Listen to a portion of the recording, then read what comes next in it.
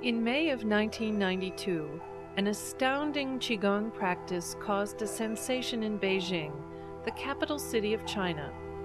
With its profound principles and miraculous effects, it took this ancient city by storm. The news traveled fast as word spread from person to person. Very quickly, the practice found its way to over 50 countries and regions around the world, and has been warmly welcomed by those governments. In a few short years, it has attracted 100 million followers.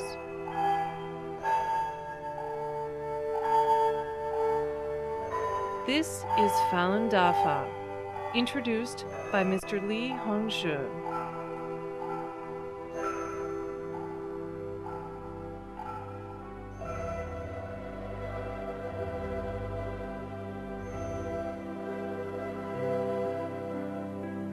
Since the beginning of civilization, mankind has always been drawn to explore the meaning of human life. Our ancestors believed that the human body is part of the integrated entity of the immense universe, and through cultivating the mind and body, harmony between human beings and the universe can be achieved. People called the methods of cultivation the Tao, the way, or the Fa, the law. They longed for the opportunity to listen to great enlightened beings teach the Tao and lecture on the Fa in person. Throughout history, cultivation practice has been enshrouded in a veil of religion.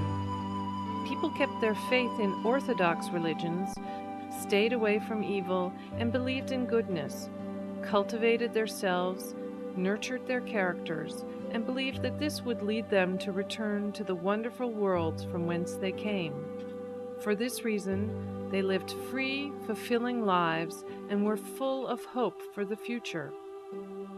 In order to pursue cultivation, some gave up their comfortable life and went into the mountains to cultivate the Tao in solitude.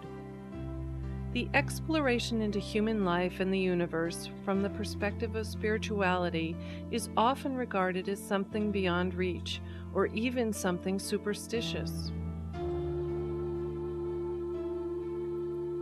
Are there still cultivation practices that transcend the ordinary and depart from worldly mediocrity to elevate the spirit and uplift both the mind and the body? One day in 1992, Mr. Li Hongzhi and a few of his students attended the International Health Expo in Beijing and introduced the public to a cultivation practice that he established, Falun Dafa, also called Falun Gong. With his profound teachings and supernatural abilities, he won the hearts of those at the expo. At the conference, Falun Dafa was awarded the highest recognition, and Mr. Li Hongzhi was given the title of the most popular qigong master. In the 2 years following the expo, at the invitation of local qigong associations around China, Mr. Li Hongzhi taught Falun Dafa and visited almost all major cities in China. Close to 20,000 people attended the seminars taught personally by Mr. Li Hongzhi.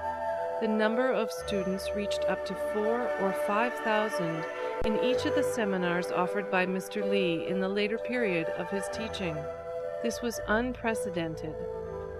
In his teachings, Mr. Li Hongzhi unveiled a secret unknown by most people, that qigong practice is cultivation, and cultivation originated from prehistoric civilization.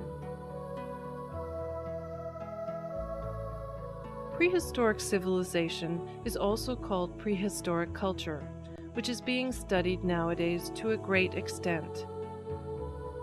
In June 1968, American scientist William Meister found a trilobite fossil with a human footprint on it. The footprint was left by someone who wore shoes. The trilobite is a creature that existed between 600 million and 260 million years ago. Meister's discovery proves that human beings existed at that time and that, moreover, they had achieved a certain degree of civilization. In the same year, American scientist Dr. J. Mason Valentine discovered a huge undersea edifice near the islands of the Bahamas. After some tests, it was determined that this architectural structure had a history of 10,000 years.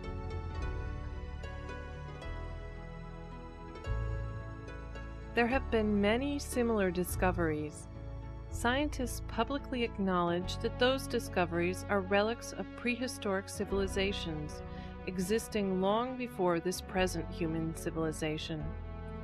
It is known that in every civilization there were saints or enlightened beings who taught people methods of cultivation. At the beginning of this human civilization, there were Lao Tzu in China, Sakyamuni in India, and Jesus in the West. Even though they were oceans and continents apart, the teachings they imparted were very similar. Similar to any orthodox practice, Falun Gong has also been passed down from a very remote age. Mr. Li Hongzhi modified it to accommodate modern times and has made it public for the purpose of helping people elevate themselves to high levels. In his lectures, Mr. Li pointed out that there are two fundamental reasons as to why people's cultivation energy doesn't grow as they practice qigong. One is that they don't know the principles at high levels, so they don't know how to practice cultivation. The second is that they haven't paid attention to cultivating their jing, mind nature, or moral quality. Mr. Li said, "There exists a fundamental characteristic in this universe. It can be summarized in 3 words, and they are Zhen Shan Ren: truthfulness, compassion, tolerance."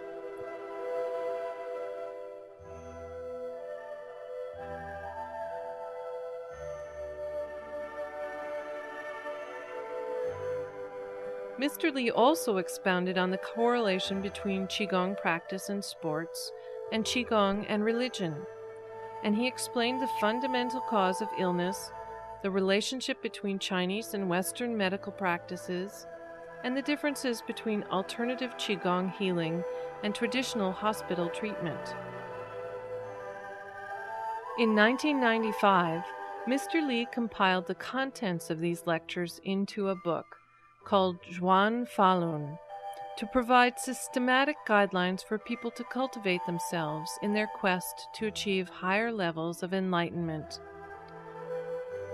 Those in search of a genuine cultivation system have literally climbed the highest mountains and crossed the deepest rivers to find the well-known masters.